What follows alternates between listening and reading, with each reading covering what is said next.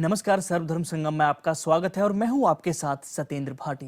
दर्शकों, दुनिया भर में भारत ही एक ऐसा देश है जहां धार्मिक विविधता होने के बावजूद भी सभी धर्मों को एक साथ सम्मान दिया जाता है और सभी धर्मों के 30 त्योहारों को भी एक साथ मिलकर मनाया जाता है। मगर देखा गया है कि पिछले कुछ वर्षों में सोशल मीडिया ने धर्म को जिस तरह से प्रचारित व व्याख्यात किया है, उससे तो यही पता चलता है कि नैतिक मूल्यों का आचरण ही धर्म है। जहां एक तरफ सोशल मीडिया ने धर्म को प्रभावित करने में सकारात्मक भूमिका निभाई है, तो वहीं दूसरी तरफ इसमें कुछ नकारात्मक पहलू भी सामने आए हैं। सोशल मीडिया के इन्हीं सकारात्मक और नकारात्मक पहलुओं की गंभीर चर्चा करेंगे हम, और इसमें आज का जो हमारा खास कार्यक्रम है, इसी पर आधारित है हमारा खास कार्यक्रम धर्म।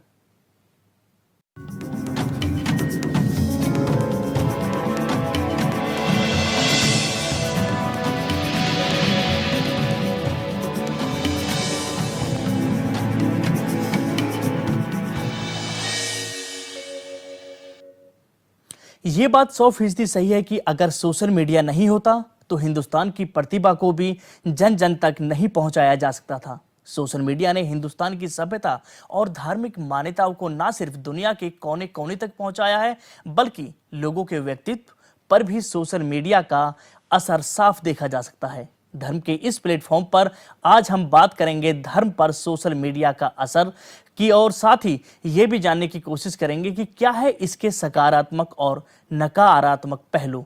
और उसके लिए हमने अपने स्टूडियो में आमंत्रित किया है तमाम मेहमानों को, उनसे हम आपका परिचय कराएंगे सबसे पहले। लेकिन उससे पहले हम जान लेते हैं कि देश की आवाम का क्या कुछ कहना है इस मामले पर।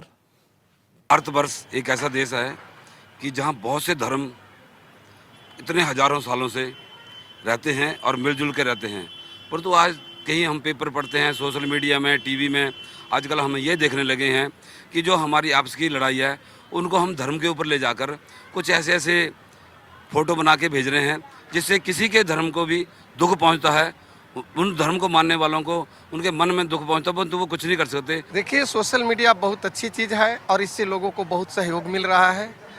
सोशल मीडिया से लोग प्रचार तो कर ही लगे, लेकिन कुछ लोग इसे गलत इस्तेमाल कर रहे हैं, जिस पे रोक लगना चाहिए। देखिए, आज की डेट में सोशल मीडिया का धर्म के ऊपर काफ़ी इम्पैक्ट आ रहा है। लोग कुछ जागरूक भी हो रहे हैं। सोशल मीडिया से आज लोग आपस में जुड़ करके काफ़ी मिलनसार होकर के धर्म के प्रति भी लोग जागरूक हो रहे हैं। लोगों को जानकारी मिल रही है सोशल मीडिया से। देखो, हर चीज़ के दो मतलब होते हैं। अगर सोशल मीडिया को हम देखेंगे धार्मिक दृष्टि से या पॉजिटिव वे से, तो उसका बहुत फ़ायदा है, क्योंकि जिस प्रकार के सोशल मीडिया जिस प्रकार से ज्वलंत मुद्दे उठाती है, तो निश्चित रूप से हमें उसका फ़ायदा मिलता है। क्योंकि हम हर चीज़ पे अगर हम नेगेटिव सोचेंगे तो उसकी नेगेटिव सोच आएगी, अगर हम पॉजिटिव सोचेंगे तो पॉजिटिव सोचेंगे। आजकल सोशल मीडिया एक बहुत ज़्यादा हुआ बन चुका है हम लोगों के बीच में, और हम उसको पॉजिटिव वे में तो चलो ले ही रहे हैं, उसका हम नेगेटिव वे में बहुत ज़्यादा इस्तेमाल कर रहे हैं। जैसे हमें किसी से दोष निकालना है या किसी से अपना रोष निकालना है, तो हम एक नेचुरल उससे सोशल मीडिया से हम उसको कर सकते हैं।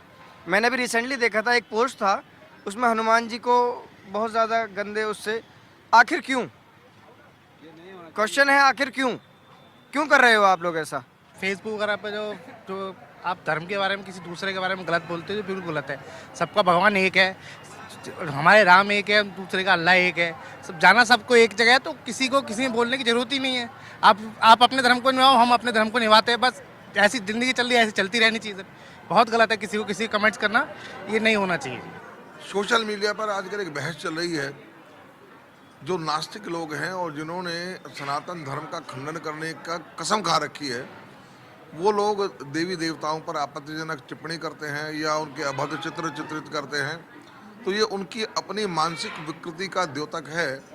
इससे धर्म पर कोई प्रभाव नहीं पड़ता, बल्कि धर्म तो अपनी जगह स्थिर है, वो धारण करने वाली चीज़ है। जो धार्मिक लोग हैं उन पर उनका कोई विशेष अंतर नहीं पड़ता, बल्कि उनके प्रति और विद्वेष पैदा होता है। ऐसा करने से बचना चाहिए।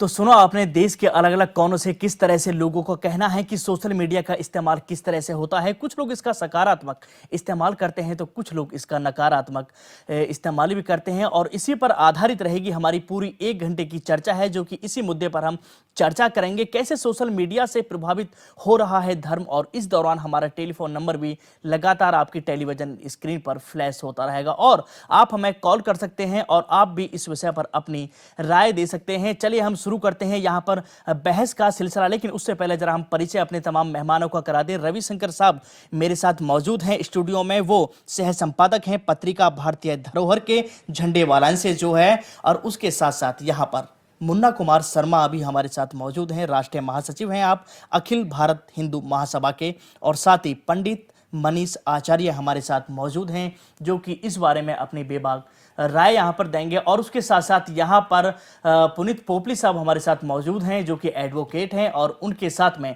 आयुष गुप्ता साहब भी हमारे साथ मौजूद हैं जो कि अधिवक्ता हैं, वकील हैं वो भी, और इस मामले में वो भी अपनी राय देंगे। क्योंकि देखा गया था कि हाल ही के दिनों में अभी सर्वोच्च न्यायालय ने जो अहम एक धारा थी सोशल मीडिया को लेकर 66A, उसको हटा दिया गया है। उसको लेकर भी अलग अलग सभी लोग अपनी राय दे रहे थे, और इसी पर आधारित हमारा खास कार्यक्रम ये भी है कि आखिरकार धर्म को अगर हम बात करें, सोशल मीडिया का क्या योगदान रहा है धर्म के प्रति। तो सबसे पहले हम सवालों का सिलसिला शुरू करते हैं। आचार्य जी, आपसे हम शुरुआत करेंगे कि यहां पर अगर हम बात करें धर्म की, तो क्या आपको लगता है कि सोशल मीडिया की कितनी भूमिका रही है धर्म को प्रचार करने में, धर्म को लोगों तक पहुंचाने में? देखिए, सबसे पहले तो प्रश्न ये उठता है कि धर्म क्या है जी, और धर्म जो शास्त्रों में बताया गया है, यजेन यजेमजयंत देवास्तानि धर्माणि प्रथमान्न यासन्न तेह नाकम महिमानः सचंत यत्र पूर्वे साध्याः सन्ति देवा। धार्यति धर्मः, जो हम धारण करते हैं जी, वो धर्म है। और we are the followers of Vedas, हम वेदों के फॉलोअर्स हैं, जो कि सबसे प्राचीन टेक्स्ट है, जो सबसे प्राचीन ग्रंथ है, और उसमें पूर्णतया स्पष्ट रूप से कहा गया है कि धर्म वह है जो हमको संयमित होना सिखाता है, अनुशासित होना सिखाता है, और अनुशासित होते हुए हम अपने गंतव्य की ओर जाएं। अब हमारा प्रश्न उठता है कि गंतव्य क्या है?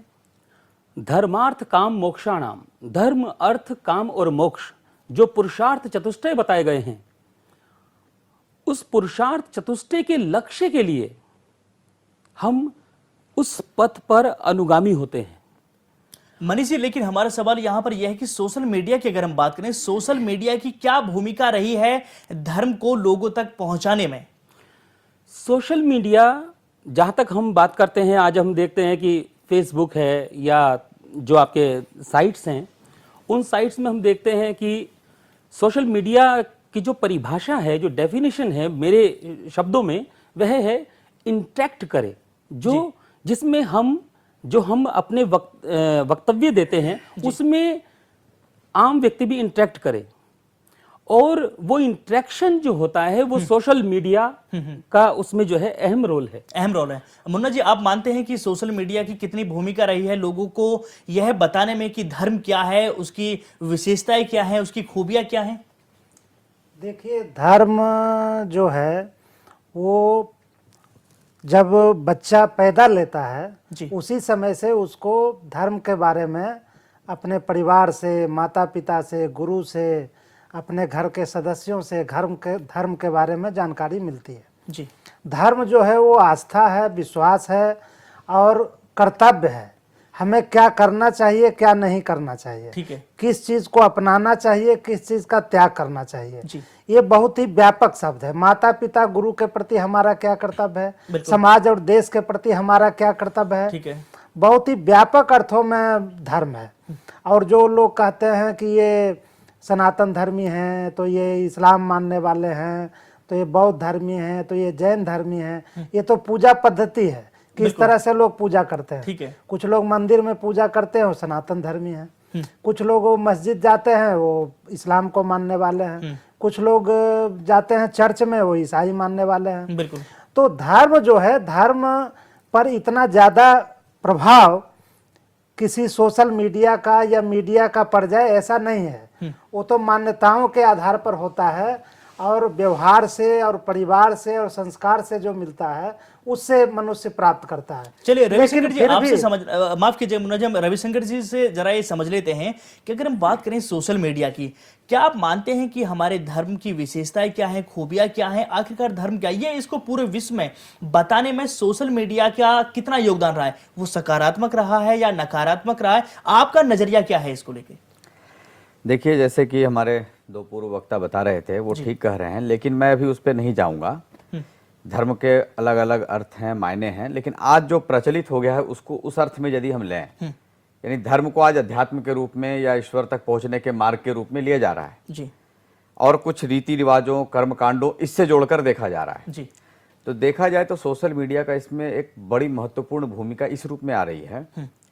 बड़े खुले मन से चर्चाएं हो रही हैं, बड़े खुले मन से बहस हो रही है, ठीक है, और बड़े खुले मन से एक दूसरे को इस जो भी ऐसे आयोजन आते हैं, ओके, ये ऐसे ये मौके आते हैं, उस पे एक दूसरे को विश किया जाता है, वो बधाई देते हैं। बिल्कुल किया जाता है। ईद आ गई तो ईद की बधाई दे दी जी। और रामनवमी आई तो रामनवमी की भी बधाई दी। बिल्कुल। तो इसमें जो एक खुलापन दिखने को मिल रहा है, ये एक सामंजस्य और सौहार्द देखने को मिल रहा है, ये बड़ा ही पॉजिटिव है। दूसरी एक बात और मैं कहना चाहूंगा कि पहले आप देखेंगे कि शायद बहुत सारे त्योहार ऐसे थे जो आते थे, जाते थे, हम मनाते भी थे, लेकिन इस रूप में, इतने व्यापक रूप में हम बधाइयां देने का काम या बताने का काम नहीं करते थे। ठीक है। आज सोशल मीडिया का इम्पैक्ट ये है, हर व्यक्ति सुबह उठ करके फेसबुक पे स्टेटस अपडेट करता है, रामनवमी की सभी मित्रों की बधाइयां बिल्कुल देता अब सबको पता चल गया आज रामनवमी है, जिनको नहीं मालूम था उनको भी आज मालूम हो गया।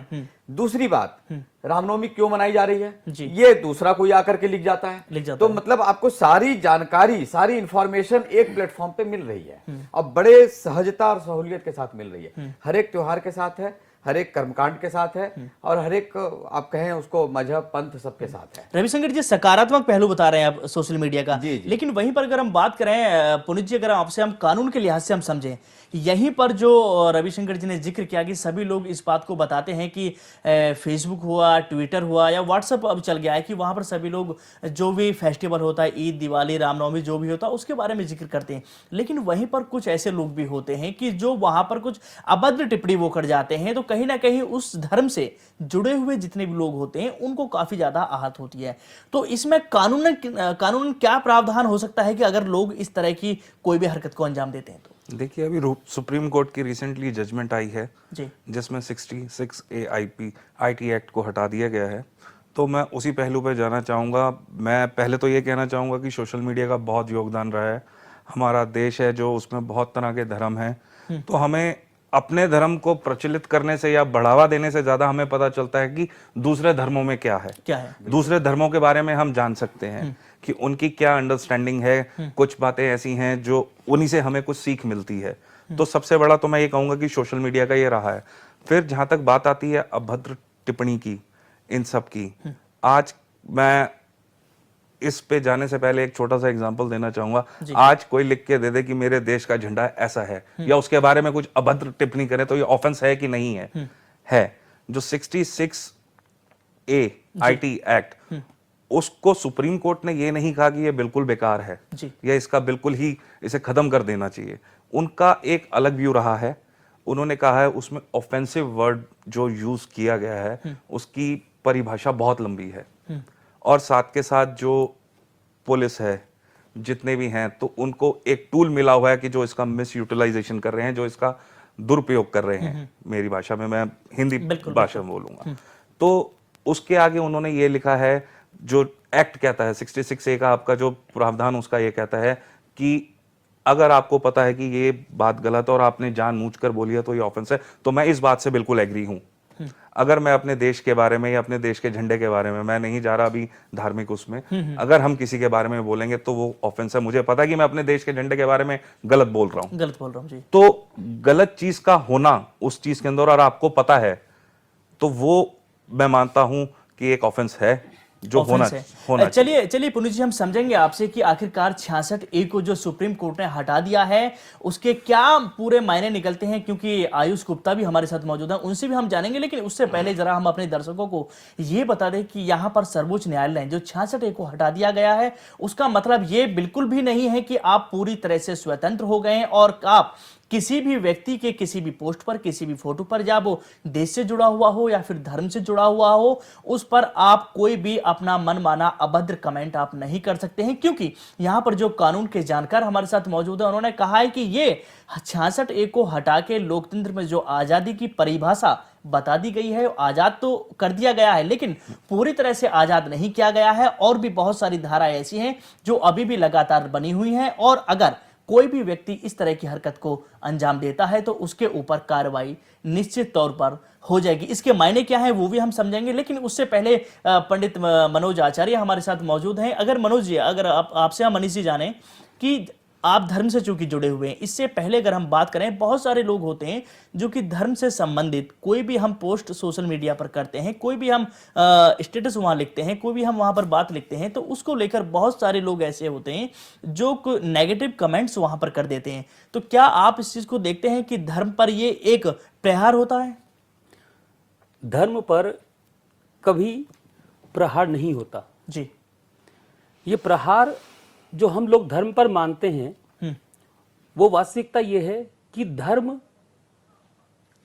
स्थिर है और धर्म अडिग है, धर्म जो है बदलता नहीं है।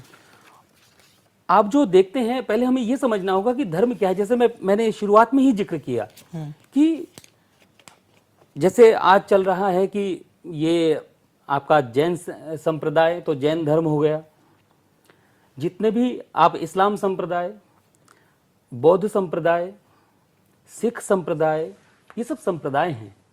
सभी संप्रदायों का, जिस प्रकार सभी नदियां एक समुद्र में आकर गिरती हैं, ठीक उसी प्रकार जो गंतव्य है, जो समुद्र है जी, वह कहलाता है धर्म। और हम जो इसको देखकर विचलित हो जाते हैं ना, कि वास्तविकता तो ये है कि तस्वीर के दो रुख होते हैं, एक रुख पॉजिटिव सकारात्मक जी, और दूसरा नकारात्मक। बिल्कुल। मैं उदाहरण देता हूं कि अग्नि जो है एक माचिस की डिबिया, वो घर भी जलाती है जी, और माचिस दिया भी जलाती है। आवश्यकता यह है कि प्रकाश लें या हम घर जलाएं। अग्नि के दो रूप हैं और उस अग्नि के जो दो रूप हैं, उस रूप में से हम कौन सा लेते हैं। अगर हमारी सकारात्मक सोच है तो हम उसको धारण करेंगे, जो पॉजिटिविटी है, और जो नकारात्मक है, हम देखिए नकारात्मक, जैसे कहते हैं शास्त्रों में भी कहा गया है, असद करणाद उपादान ग्रहणात सर संभवाय भवात शक्तस्य शक्य करणात कारण भावाच सत्कार्यम। जी, अर्थात कभी जो सत्ता है वो सत्य की होती है जी, असत्य की कभी कोई सत्ता नहीं होती जी। शक्तस्य शक्य करणात, मिट्टी की चीज से मिट्टी की चीज बनेगी, ये सत्य है। और आप कितना भी बड़ा भवन बना लें, कितनी भी बड़ी इमारत बना लें, उस इमारत का अंत क्या है? मिट्टी है।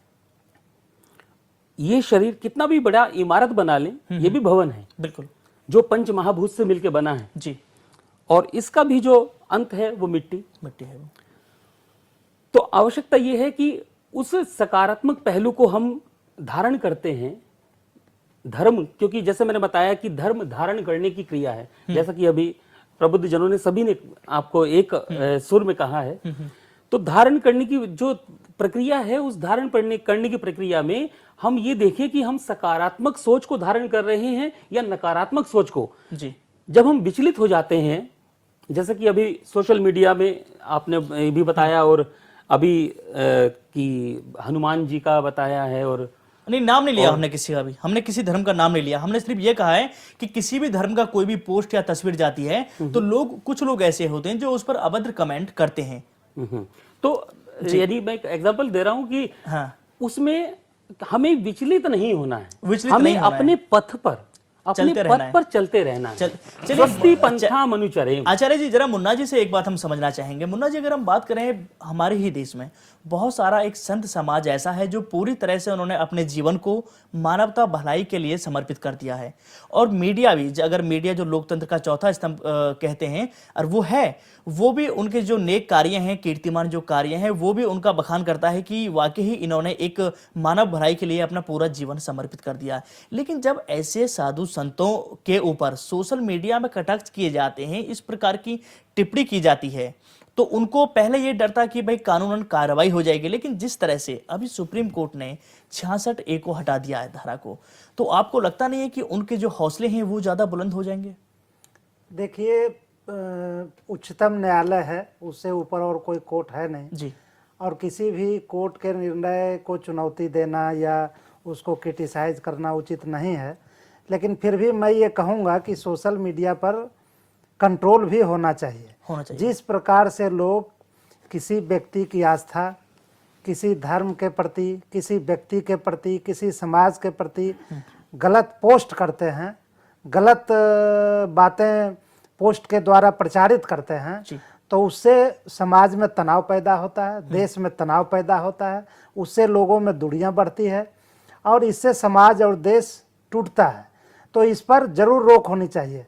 अब पता नहीं ये केंद्र की सरकार के द्वारा मुकदमा ठीक से लड़ा नहीं गया या क्या हुआ कि सुप्रीम कोर्ट का इस तरह से निर्णय आया, लेकिन मेरी राय है कि केंद्र सरकार को इस पर फिर से याचिका देनी चाहिए सुप्रीम कोर्ट में, पुनर्विचार याचिका देनी चाहिए कि इस पर रोक लगनी चाहिए। ऐसे विधान में है आईपीसी में कि अगर इस तरह की पोस्टिंग करता है जिससे किसी की धार्मिक आस्था को चोट पहुंचता हो तो उस पर मुकदमा हो जाएगा, ऐसा कानून में है। कानून के जानकार भी हमारे साथ मौजूद हैं, आयुष गुप्ता हमारे साथ मौजूद हैं। आयुष, अगर हम आपसे जानना चाहें कि जिस तरह से सर्वोच्च न्यायालय ने 66A को हटा दिया है और उसके बावजूद भी अगर कुछ लोग धर्म को लेकर इस तरह की कमेंट करते हैं, अभद्र टिप्पणी वो करते हैं, तो आखिरकार उनके ऊपर क्या कुछ कार्रवाई हो सकती है?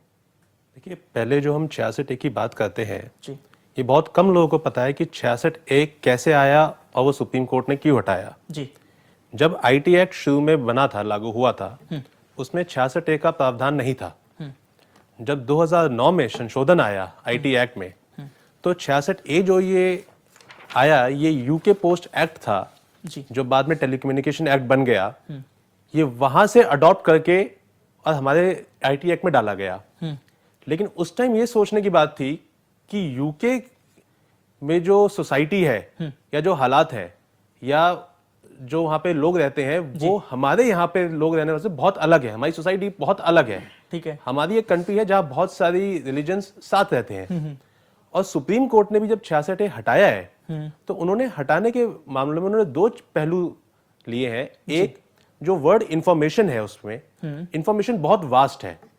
अब देखिए, एक आदमी जो सोशल पोस्ट पे कोई कमेंट करता है, वो हो सकता है कि वो अपना एक व्यू कमेंट कर रहा हो, और वो एक सेक्शन ऑफ सोसाइटी के लिए तो ठीक हो और एक सेक्शन ऑफ सोसाइटी उससे जो है नाराज हो। तो उन्होंने यही बोला है कि ये वर्ड जो इंफॉर्मेशन है और ऑफेंसिव है, ये बहुत वेग है, आप इसको रिकंसिडर कीजिए और इसको सही से फॉर्मुलेट कीजिए ताकि इसका मिसयूज ना हो। अच्छा। और रही बात 66A हटने की बात, उसके बावजूद पीनल कोड के अंदर पहले भी थे और आज भी प्रावधान है जिसमें अगर कोई मनुष्य या कोई भी कुछ ऐसी बातें बोलता है या लिखता है जो किसी पर्टिकुलर रिलीजन या ग्रुप के अगेंस्ट जाती हैं, तो उसके ऊपर पुलिस एक्शन ले सकती है इसमें। बिल्कुल ले सकती है। चलिए पुनीत जी, आपसे भी जरा समझना चाहेंगे, क्योंकि मुन्ना जी ने जिक्र किया था कि केंद्र सरकार इसको पुनर्विचार के लिए कोर्ट भेज सकती है कि एक बार इस पर फिर से विचार किया जाए कि 66A होना चाहिए या नहीं होना चाहिए। क्या कानून में कुछ ऐसा प्रावधान है? कानून में प्रावधान है, इस पे पुनर्विचार हो सकता है अगर याचिका दी जाए। साथ के साथ 66A के मैं बिल्कुल भी खिलाफ नहीं हूं और बिल्कुल भी साथ नहीं हूं, क्योंकि ये बहुत मिक्स हो रखा है। अगर आज हमारे बहुत सारे, आप जैसे मैंने पहले भी बताया कि बहुत सारे धर्म हैं जो हमें सोशल मीडिया से पता चलता है कि उनमें क्या चल रहा है, क्या हो रहा है। तो आज जिस स्टेज पे हम चलते हैं, सोशल मीडिया को यूज करते हैं, आज अगर सोशल मीडिया नहीं थी, क्या उससे पहले बुराइयां नहीं होती थी? होती थी। सोशल मीडिया नहीं थी तो चलते हुए सड़क पे कहते नहीं थे कि मुझे वो धर्म अच्छा नहीं लगता, मुझे ये अच्छा नहीं लगता, सबके अपने वो होते थे, वो बातें जाती नहीं थी। तो ये एक जरिया बन गया है सबके कानों तक पहुंचने का, एकजुट होने का, जो भी रिलीजन, जो भी कम्युनिटी जिसके लिए भी जाता है। तो मेरा सिर्फ इसमें यह है कि इसको एक्सप्लेन किया जाए 66A में कि किस किस चीज में ऑफेंसिव ये कहलाया जाएगा, किस किस चीज में नहीं कहलाया जाएगा। अगर इसका डिफरेंशिएट ठीक से हो तो शायद ये चल सकता है। चलिए रविशंकर जी, आपसे समझना चाहेंगे यहाँ पर कि जिस तरह से सोशल मीडिया का इस्तेमाल सभी करने लगे हैं, और खासतौर से अगर हम अपने युवा वर्ग की हम बात करें तो वो सबसे ज़्यादा इसका इस्तेमाल करता है। इससे पहले भी बातचीत हो रही थी कि इंसान जब भी सुबह सुबह उठता है सबसे पहले अपना वो व्हाट्सअप और ट्विटर और फेसबुक अकाउंट ही चेक करता है। तो रविशंकर जी, आपसे समझना चाहेंगे, जिस तरह से आमतौर पर देश में देखा गया है कई बार सांप्रदायिक हिंसाएं हो गई हैं, तो कहीं ना कहीं लगता नहीं कि सोशल मीडिया एक अफवाह फैलाने का भी बहुत तेजी से काम करता, कहीं कोई इतनी बड़ी बात नहीं होती है, लेकिन सोशल मीडिया के माध्यम से लाखों करोड़ों की तादाद में लोग उससे जुड़ जाते हैं और एक मैसेज एक कन्वे बड़ी जल्दी हो जाता है। लोग ये नहीं देखते कि सही है या गलत है, लेकिन जो भी फेसबुक पे लिख गया बस उसी पर लाइक कमेंट और लोगों को एक तरह से मैसेज पहुंचना शुरू हो जाता है। देखिए, सोशल मीडिया का ये एक डिमेरिट तो है कि इसमें चेक करने की कोई फैसिलिटी नहीं है कि ये आपने खबर सही भेजी या गलत भेजी जी। जैसे आप अखबार में कोई भी खबर देते हैं तो उसमें एक जवाबदेही होती है, संपादक होता है, वो चेक करता है, उसका सोर्स चेक करता है, उसके बाद भेजता है। लेकिन आप देखिए साथ साथ क्या हो रहा है कि इतनी खबरें आ रही हैं सोशल मीडिया पे, यदि कोई भी लगातार उसको वॉच करेगा तो वो देखेगा ऑथेंटिसिटी पे लोग सवाल उठाने लगे हैं। जैसे ही कोई घटना की खबर आती है लोग तुरंत कहते हैं सोर्स दो। कोई भी खबर, कोई भी ये तुरंत उसके लिंक मांगते हैं। जैसे ही कही जाती है कि अमुक व्यक्ति ने ये कह दिया है, तुरंत लोग कहते हैं उसके लिंक दीजिए, वीडियो लिंक दीजिए, वीडियो लिंक नहीं है ऑडियो लिंक दीजिए, लेकिन कुछ ना कुछ हमें दीजिए। तो ये ऑथेंटिकेशन की बात ये आने लगी है, ये बिल्कुल खत्म नहीं है। और दूसरा क्या, एक बात और समझें आप, कोई भी चीज इवॉल्व हो रही है। सोशल मीडिया भारत में बहुत शैशवावस्था में है, अभी शुरू हुआ है, जवान तो होने दीजिए, प्रौढ़ तो होने दीजिए, यहां पर भी वही सारे चेक एंड बैलेंसेज आ जाएंगे, बिल्कुल आएंगे। और दूसरा एक बात मैं और कहना चाह रहा था, ये जो बात कही जा रही है ना 66A को लेकर जो चल रहा है, देखिए एक बात समझिए, यदि कोई व्यक्ति आता है और कोई मेरे बारे में कोई नेगेटिव कमेंट करता है तो मेरा रिएक्शन क्या होना चाहिए, ये समझने की बात है। समाज में सौहार्द कब बिगड़ता है, वो तब बिगड़ता है जब मेरी सहनशीलता घटती है। सोशल मीडिया ने सहनशीलता को बढ़ाने का काम किया है। आप देखिए वहां पर कैसी बहसें चल रही हैं। चलिए यहाँ पर रविशंकर जी रोकना चाहेंगे हम आपको, सोशल मीडिया में क्या कुछ हुआ है, उसके सकारात्मक पहलू क्या है, नकारात्मक पहलू क्या है, और 66A की पूरी परिभाषा क्या है वो भी हम जानेंगे, लेकिन इस छोटे से ब्रेक के बाद।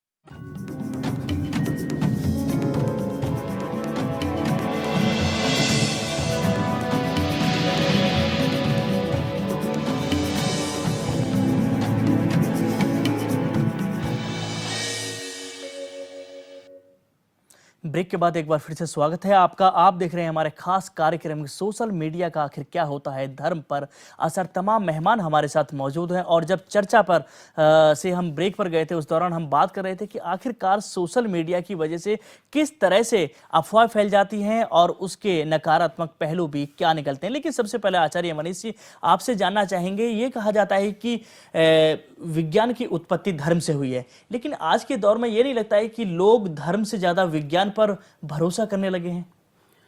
जहां पर विज्ञान खत्म होता है जी, अध्यात्म वहां से शुरू होता है। ठीक है, अध्यात्म का अर्थ को हम पहले जान लें कि अध्यात्म क्या है। अध्यात्म है अधि प्लस आत्म, जो हमें आत्मा की ओर ले जाए, जो हमें ज्ञान का समदर्शन कराए, वो अध्यात्म है। और यदि ज्ञान होगा तो विज्ञान होगा। तो ऐसा कहीं नहीं है कि विज्ञान अपनी जब चरम सीमा पे आता है तो कहीं अध्यात्म दब जाता है या धर्म दब जाता है, क्योंकि विज्ञान में भी धर्म छिपा है। बगैर धर्म के विज्ञान भी नहीं है और ज्ञान भी नहीं है। नहीं, ये तो मैंने कहा है कि विज्ञान की उत्पत्ति धर्म से हुई है। जी, उत्पत्ति हुई है और उत्पत्ति होने के साथ साथ आज भी शिखर पे धर्म ही है। अभी जैसे सोशल मीडिया की जो बात चल रही है,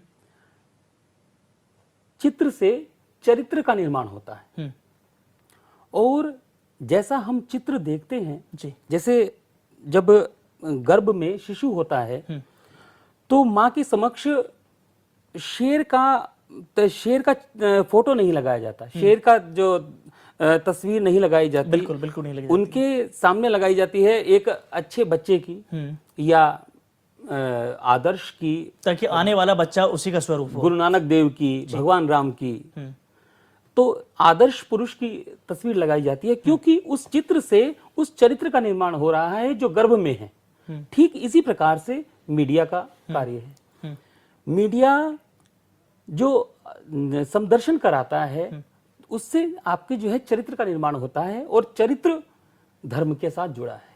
क्योंकि इसमें मुन्ना जी आपसे समझना चाहूंगा, क्योंकि जो सोशल मीडिया है वो भी विज्ञान की ही देन है, लेकिन आमतौर पर देखा जाता है कि जब जब धर्म को लेकर सोशल मीडिया पर चर्चा का विषय बनता है तो वो एक बड़ा मुद्दा बन जाता है, सभी लोग अपनी प्रतिक्रिया देने लगते हैं, जबकि सभी धर्मों में ये लिखा हुआ है कि चाहे वो हिंदू हो, मुस्लिम हो, सिख हो, ईसाई हो, जैन हो, बौद्ध हो, कि सबका ईश्वर तो सिर्फ एक है।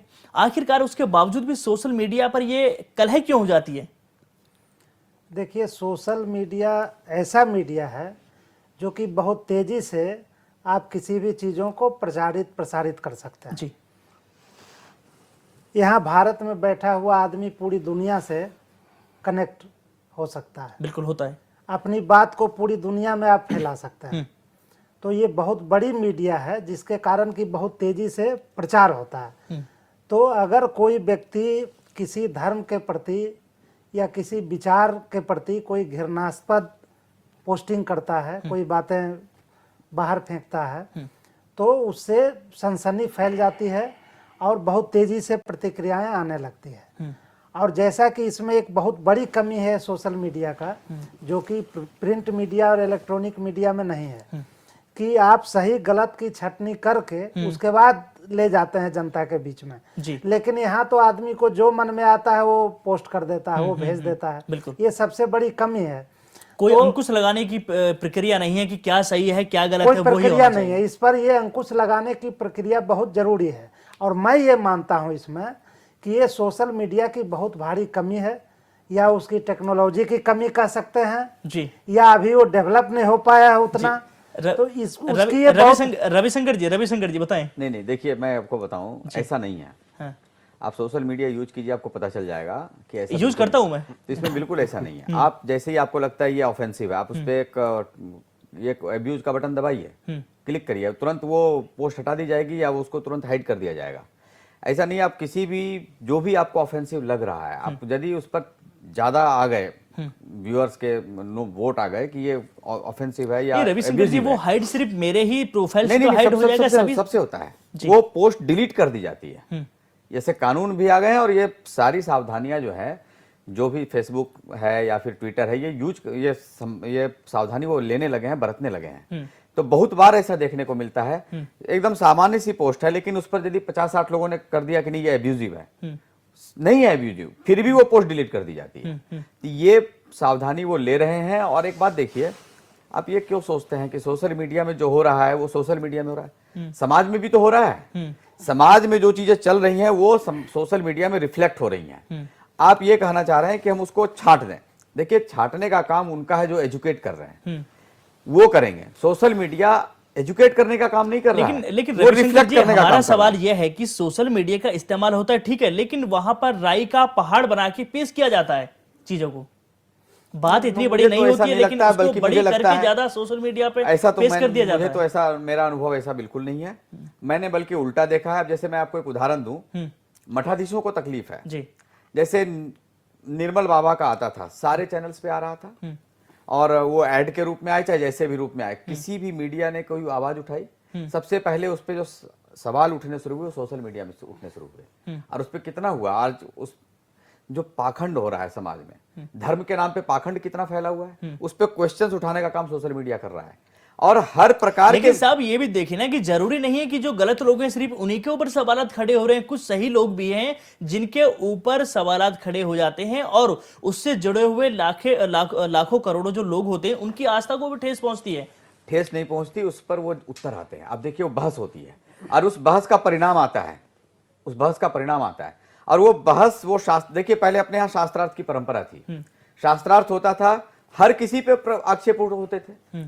शंकराचार्य ने बौद्धों के ऊपर क्या आक्षेप नहीं किए, खूब जमकर आक्षेप किए, लेकिन उसके कारण क्या कोई हिंसा हुई? नहीं हुई। यानी आपका मानना है कि धर्म पर बहस करने के लिए सोशल मीडिया ही एक प्लेटफॉर्म है? नहीं, और भी प्लेटफॉर्म है, लेकिन और जगह ये काम हो नहीं रहा है उतनी सफलतापूर्वक जितनी सफलतापूर्वक ये सोशल मीडिया पे हो रहा है।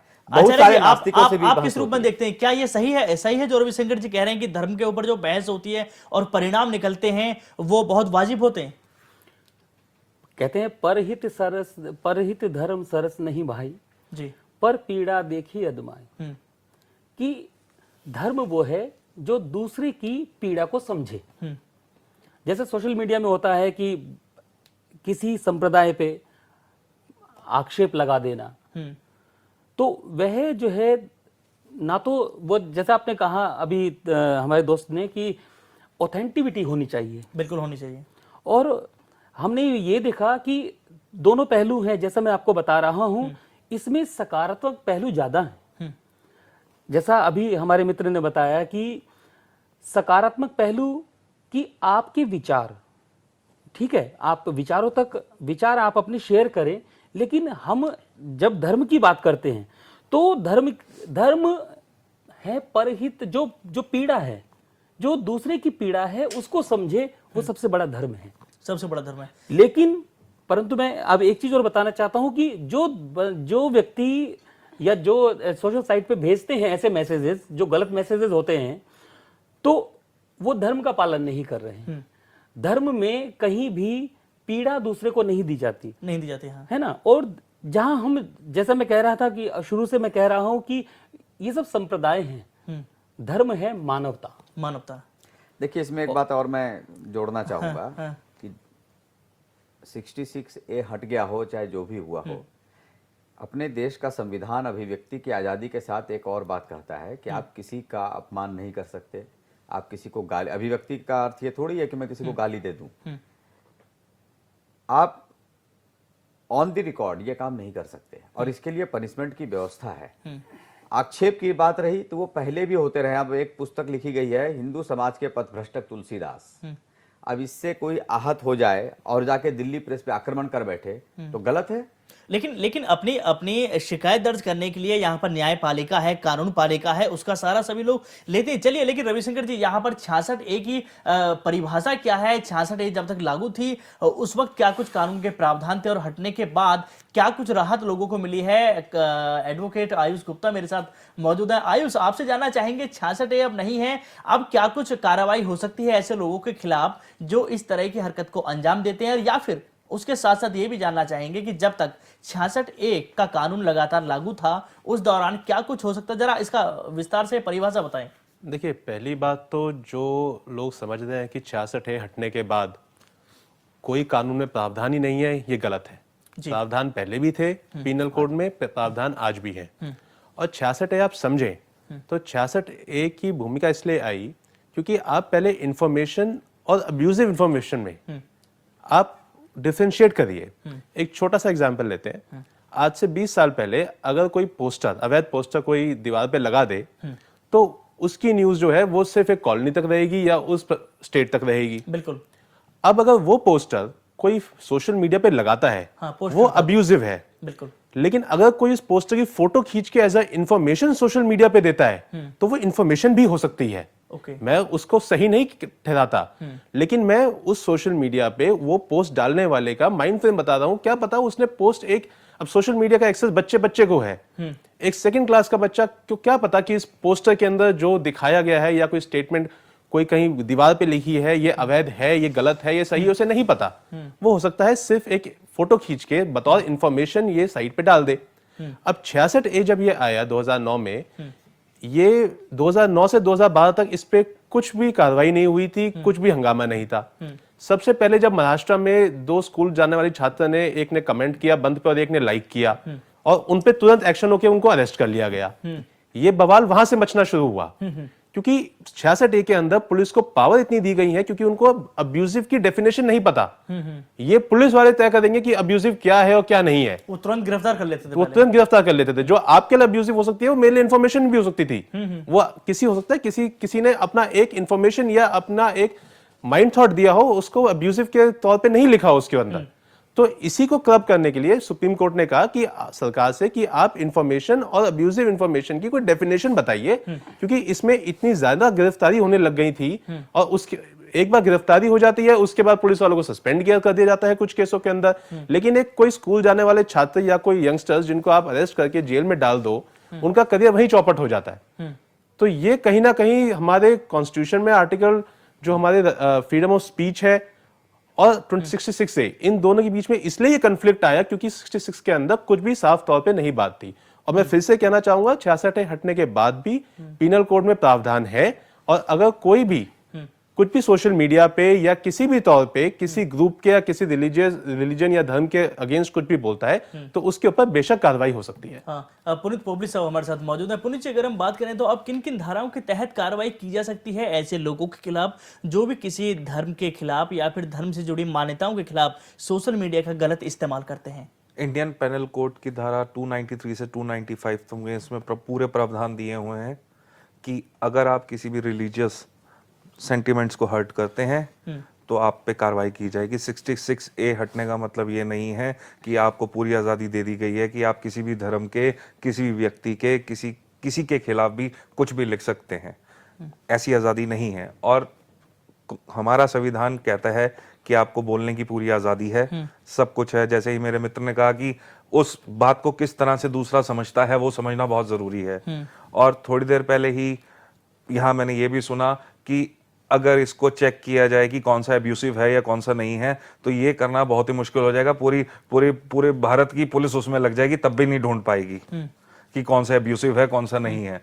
तो एक अपने आप में आप क्या व्यक्त करना चाह रहे हैं, या तो इसमें प्रावधान इस तरह भी हो सकते हैं। एक मैं सुप्रीम कोर्ट को ये नहीं कह रहा डिसीजन अच्छा है या बेकार है, मैं उस पे नहीं हूं। जो दिया उन्होंने पूरा सोच के दिया। हमारे भारत के लोगों का जो सोच है वो किस तरह से, क्योंकि हमारे यहाँ एजुकेटेड अनएजुकेटेड, आज 2 साल का बच्चा, उसे क्या पता कि कौन सा धर्म क्या है। उसने सुना मेरे दोस्त ने बताया था वो धर्म ऐसा, उसने कहा मैं भी वैसे ही करूंगा। तो आज की सिचुएशन ये है हमारे साथ। तो उस चीज के लिए हम अगर देखा जाए तो जितनी भी ये डालते हैं कमेंट्स, जो लगता है कि अभद्र हैं, कंप्लेंट करो। मैं ये कानून कहीं नहीं आया, कुछ नहीं आया, मैं एक अपना पर्सनल व्यू बता रहा हूं कि ये करें तो उसको वेरीफाई करके एक जुर्माना लगाया जाए कि हाँ जी ₹1,00,000 जुर्माना। दूसरी बार करेगा फिर ₹1,00,000 जुर्माना, तीसरी बार अंदर।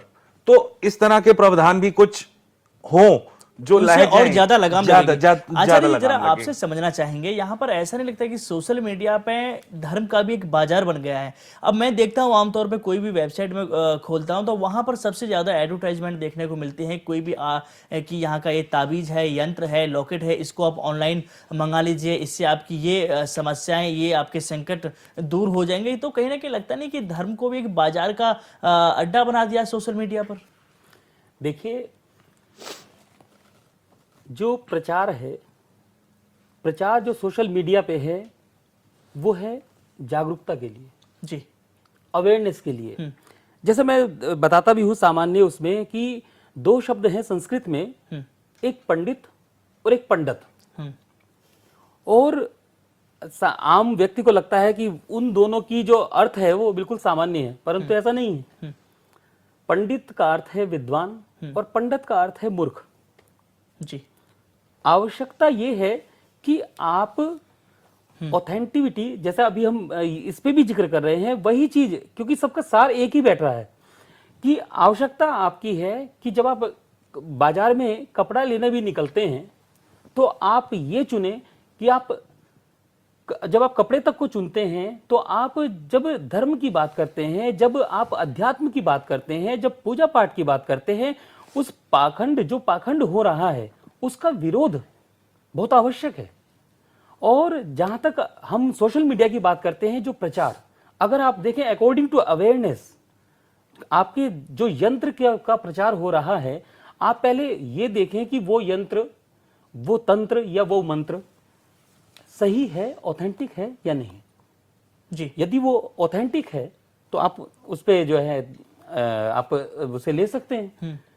आवश्यकता वही है कि जब हम एक कपड़ा देखने के लिए निकलते हैं, कपड़े को भी हम चूज करते हैं, फल के को भी हम चूज करते हैं, तो आप ये भी चूज करिए कि पंडित कौन है और पंडित कौन है। पंडित कौन है। लेकिन परखना मुझे लगता है बहुत मुश्किल हो जाएगा आम लोगों को, क्योंकि जो लोग ऐसी चीज़ों पर यकीन ज़्यादा करते हैं उनको यह परखना शायद मुश्किल हो जाए। लेकिन मुन्ना जी, आपसे जानना चाहेंगे कि यहाँ पर सोशल मीडिया ने इतना तो साफ हो गया कि बहुत कम समय में बहुत ज़्यादा लोकप्रियता हासिल की है, लेकिन इसको कहा जाता है सोशल मीडिया। बाकी जो मीडियाओं के जो साधन हैं, क्या मानते हैं वो अनसोशल हैं क्या? नहीं, ऐसा नहीं है ये, चूँकि ये बहुत तेज़ी से जोड़ने का काम करता है, इसलिए इस तरह का ये नाम दिया गया है।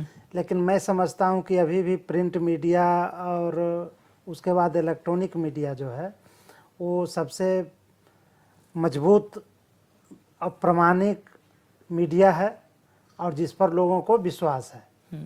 ये सही है कि सोशल मीडिया का भी इम्पोर्टेंट रोल है, तेज़ी के साथ लोगों तक पहुंचने का एक बहुत बड़ा साधन है, लोगों को एक साथ जोड़ने का बहुत बड़ा साधन है, तो उससे इनकार नहीं किया जा सकता है।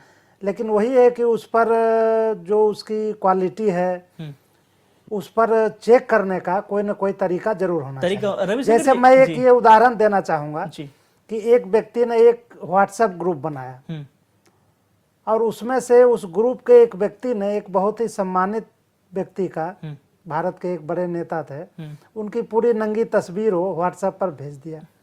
उसके बाद उसके ग्रुप के जितने लोग थे वो सब नाराज हो गए, बोले ऐसे लोगों को आपने क्यों रखा ग्रुप में। तो इस तरह की समस्याएं इससे सोशल मीडिया से आ रही है, जिसको चेक करने का कोई तरीका नहीं है। वो अगर पोस्ट कर दिया तो पहुंच जाता है और इतनी तेजी से लोग उसको देख लेते हैं। जैसे कि अभी ये बीबीसी ने रिलीज किया था बिल्कुल डॉक्यूमेंट्री, बिल्कुल वो यहाँ पर बैन था, लेकिन उसके यहाँ पर आपने ये रिलीज कर सकते थे, लेकिन उसके बाद भी उसको सारे लोगों ने देखा। बिल्कुल इस पर तो कोई रोकने का तरीका ही नहीं है। विषय हमारा ये है। रविशंकर जी, आपसे जानना चाहेंगे, आपको लगता नहीं कि जितनी जल्दी जिस तरह से सोशल मीडिया ने लोकप्रियता हासिल की है, उसके बाद अलग अलग धर्मों के लोगों ने सोशल मीडिया को अपना एक हथियार बना लिया है अपने प्रचार प्रसार के लिए? देखिए, बहुत स्वाभाविक सी बात है कि कोई चीज़ सामने में है तो उसका उपयोग लोग करेंगे। तो यदि कोई इसके द्वारा सौहार्द फैला रहा है तो कोई नफरत फैलाने के लिए भी प्रयोग कर सकता है। ये तो हमारे ऊपर है कि हम उसको कैसे रोक लें। देखिए, व्हाट्सएप के बारे में तो थोड़ी दिक्कत है, मैं मानता हूँ, लेकिन आप फेसबुक पे जाएं, ट्विटर पे जाएं, आपके पास ऑप्शन है, आप उसको अब्यूजिव और उसको ऑफेंसिव क्लिक करिए और वो उसको हटा दी, वो पोस्ट, वो कमेंट, वो फोटो, वो तुरंत हटा दी जाएगी, वो डिलीट कर दी जाएगी। अभी व्हाट्सएप को डेवलप होना है, हो सकता है वहां पर भी ऐसा कुछ आ जाए। लेकिन रविशंकर जी, हमारा सवाल यह है कि यहाँ पर जो धर्मों के लोग हैं उसको प्रचार प्रसार के लिए ज्यादा, बल्कि वो अपनी जो सूचना है वो वहां पर शेयर नहीं कर रहे हैं, बल्कि अपने धर्म का प्रचार प्रसार ज्यादा उसके बारे में सोशल मीडिया का इस्तेमाल कर रहे हैं। दोनों चीजें हो रही हैं। आप जो कह रहे थे ना कि वो प्रोडक्ट्स की मार्केटिंग हो रही है, प्रोडक्ट्स की मार्केटिंग भी हो रही है। और यदि मार्केटिंग हो रही है तो एक बात आप बताइए, फेयर एंड लवली का प्रचार आता है या कोई साबुन का प्रचार टीवी पे आता है, चाय का प्रचार टीवी पे आता है और उसको ये बताया जाता है ये स्वास्थ्य के लिए फायदेमंद है, तो बॉडी दिखा करके।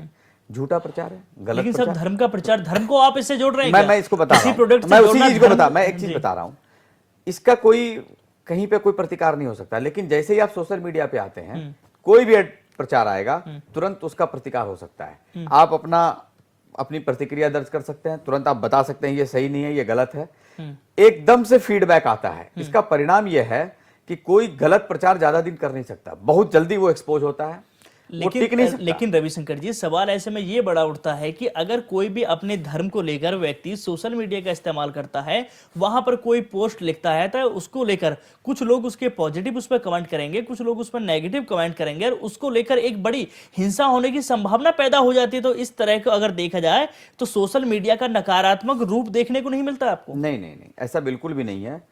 ये एक माध्यम है, इस माध्यम से आपको अभिव्यक्त करना है तो आप धर्म के बारे में बिल्कुल अभिव्यक्त कर सकते हैं। मैंने जैसे शुरू में ही कहा था कि जैसे आज ये त्योहार आया है, रामनवमी का त्योहार आया है, तुरंत इसके बारे में, इसकी प्रक्रिया क्या है, क्यों मनाया जाता है, इतिहास क्या है, सारा का सारा सोशल मीडिया पर आ गया।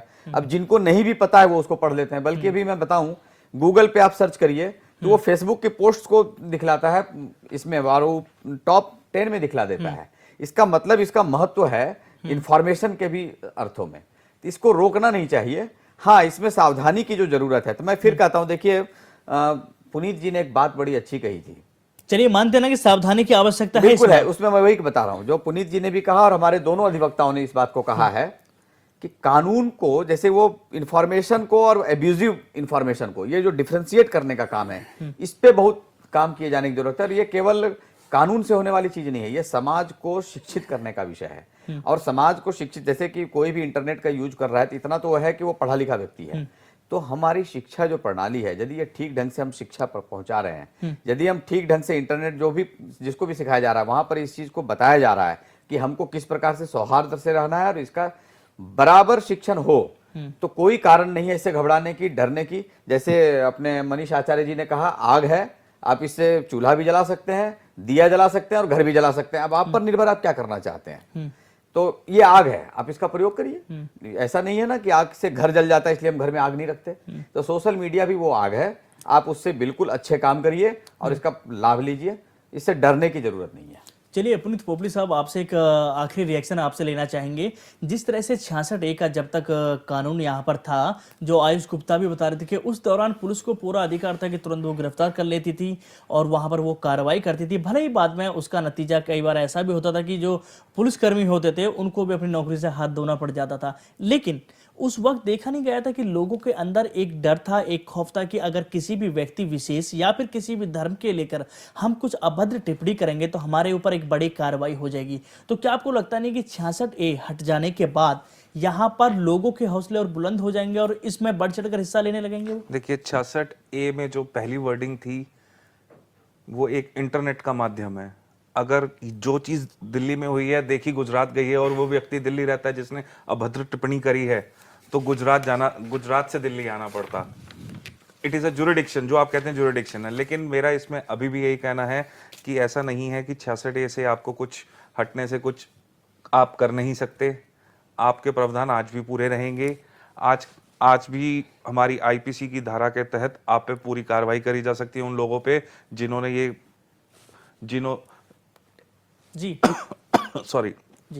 जिन्होंने जो व्यक्ति धर्म को लेके, किसी व्यक्तिगत को लेके, किसी को लेके अगर अभद्र टिप्पणी करता है तो उस पर कार्रवाई के प्रावधान आज भी हैं। लेकिन मेरा सिर्फ इतना ही कहना है, जो एक मेरा व्यू है, कि इस चीज को डिफरेंशिएट करना बहुत बहुत मुश्किल है कि कौन सी अभद्र है, कौन सी अभद्र नहीं है। यदि उस पर कार्रवाई या उसके लिए कोई नॉर्म्स नहीं डिसाइड किए जाएंगे तो 66A का समझना और समझाना बहुत मुश्किल है। चलिए, बहुत बहुत शुक्रिया तमाम मेहमानों का, क्योंकि सभी लोग अपना कीमती वक्त निकालकर हमारे स्टूडियो में आए और आपने सभी ने अपनी एक खूबसूरत राय यहाँ पर दी कि आखिरकार सोशल मीडिया का जो इस्तेमाल हो रहा है वो किस दिशा में जा रहा है और यहाँ पर कुछ लोग जो सोशल मीडिया का इस्तेमाल नकारात्मक दिशा में भी कर रहे हैं, उनके ऊपर क्या क्या कार्रवाई हो सकती है। तो दर्शकों, देखा आपने कि किस तरह से यहाँ पर तमाम मेहमानों ने बताया कि सोशल मीडिया जो एक मंच बना था, सोशल मीडिया का जो इजाद हुआ था, शायद वो इसलिए हुआ था कि सभी लोग अपने जो विचार हैं, अपनी जो उनके मन में जो शंका है, उनको वहां पर वो रख सकें। लेकिन यहाँ पर कुछ लोग उसका गलत इस्तेमाल भी करने लगे। बहरहाल यहाँ पर बहस हुई, लेकिन अभी भी एक बड़ा सवाल बना हुआ है कि क्या वाकई जिस उद्देश्य के साथ सोशल मीडिया का इजाद हुआ था, क्या वो सही दिशा में चल रहा है। बहरहाल हमें दीजिए इजाजत। नमस्कार।